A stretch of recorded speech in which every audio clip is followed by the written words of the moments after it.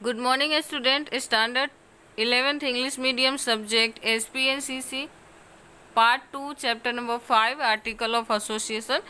जो last lecture था हमारा इस चैप्टर का, उसमें हमने इसकी मीनिंग और इम्पोर्टेंस देखा था कि किस तरह से हमारे लिए इम्पोर्टेंट है। और इसमें हम देखे थे कि मेमोरेंडम ऑफ एसोसिएशन को ध्यान में रखते हुए आर्टिकल ऑफ एसोसिएशन को हम बनाते हैं और उसके नियम्स एंड जो रूल्स एंड रेगुलेशंस होते हैं उसको फॉलो करते हैं। तो चलो आज उसके पॉइंट्स देख लेते हैं कि इम्पोर्टेंट में कौन कौन से पॉइंट्स है। ओके, तो फर्स्ट पॉइंट है useful in daily administration. Daily administration में जो आर्टिकल ऑफ एसोसिएशन है वो बहुत ही हेल्पफुल है। It shows in the necessary policy and rules for the proper administration and functioning of a company by remaining within an area of work shown in the memorandum of association with the help of articles in the daily administration of a company goes on। Okay, company के daily activity के लिए, daily performance के लिए article of association हमें क्या करता है, एक तरह का गाइडलाइंस प्रोवाइड करता है कि कंपनी के रूल्स एंड रेगुलेशन बेसिकली है क्या और हमें इसको किस तरह से फॉलो करना चाहिए। कहीं हम मेमोरेंडम को अनदेखा तो नहीं करें, ये सारी चीज़ें हैं ना हमें ये आर्टिकल ऑफ एसोसिएशन बताता है। इसलिए हम ये कह सकते हैं कि ये डेली एडमिनिस्ट्रेशन के लिए यानी डेली रूटीन वर्क के लिए ये बहुत ही इम्पोर्टेंट है। सेकेंड, अगर हम बात करें तो इम्पोर्टेंट फॉर सेक्रेटरी, सीएस की बात की है, कंपनी सेक्रेटरी की, जो कि हर एक कंपनी में होना चाहिए। जिस भी कंपनी का टर्नओवर 5 करोड़ से उससे ज़्यादा है उनको कंपनी में सेक्रेटरी रखना कंपलसरी होता है।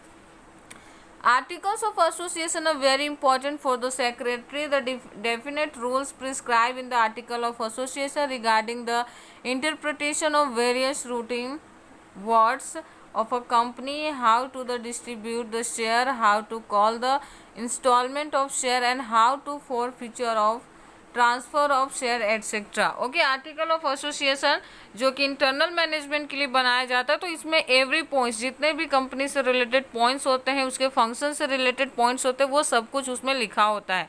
तो ये सेक्रेटरी के लिए किस तरह से यूजफुल होता है, तो definite rules prescribe in the articles regarding the interpretation of various routine words of a company, जैसे कि डिस्ट्रीब्यूट ऑफ शेयर, कि शेयर को किस तरह से डिस्ट्रीब्यूट करना है, कितना शेयर एक टाइम में डिस्ट्रीब्यूट करना है, how to call installment on share, share पे इंस्टॉलमेंट कितने इंस्टॉलमेंट्स मंगाने हैं, first call, second call, last call या सिर्फ first call and last call, how to forfeiture the share, forfeiture and transfer of share etcetera.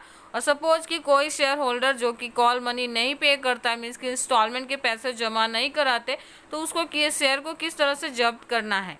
और second thing कि suppose कि कोई शेयर होल्डर ऐसा है जिसने पूरा पैसा तो दे दिया है बट वो है ना अपना शेयर ट्रांसफ़र करना चाहता है, तो उसके प्रोसीजर क्या रहेंगे। तो ये सारी ड्यूटी ना एक सेक्रेटरी की होती है, इसलिए ये सारे पॉइंट्स आर्टिकल्स में लिखे होते हैं जो उसके लिए हेल्पफुल माना जाता है।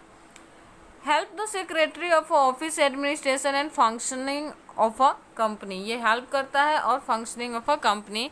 It is also provide guidance to the secretary for the appointment of director, auditor and clarify their authority, duties and the responsibility।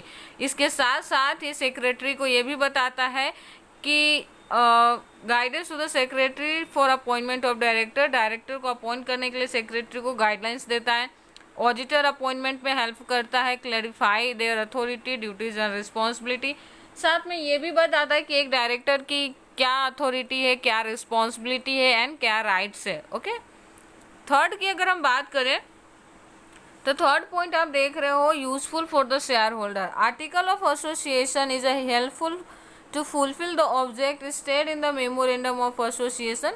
Okay, article of association किसके लिए हेल्पफुल होता है, तो मेमोरेंडम ऑफ एसोसिएशन जो हम कंपनी के incorporation के time पे बनाए होते हैं उसके रूल्स को फॉलो करने के लिए ही आर्टिकल ऑफ एसोसिएशन को डेवलप करते हैं।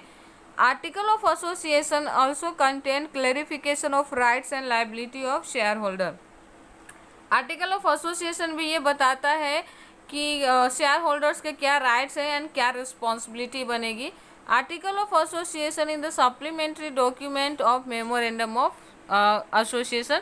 अब मैं क्वेश्चन आपसे ये पूछ सकती हूँ या फिर जो आप देख रहे हो कि आप अभी गवर्नमेंट एग्ज़ाम्स दे रहे हो, 25 मार्क्स के जो पेपर्स आ रहे हैं, यूनिट 2 का जो हुआ था अभी एग्ज़ाम, सेम है सपोज कि एसपी का होता है, तो ऐसा भी क्वेश्चन पूछ सकते हैं, which document is a supplementary document of memorandum of association. तो आपको याद रखना है article of association is the supplementary document of memorandum of association, means कि उसके ऑप्शन में ये काम करता है। Useful for the determining various relation, article of association determine relation between the company and members, ये कंपनी एंड मेंबर्स के बीच का रिलेशन शो करता है।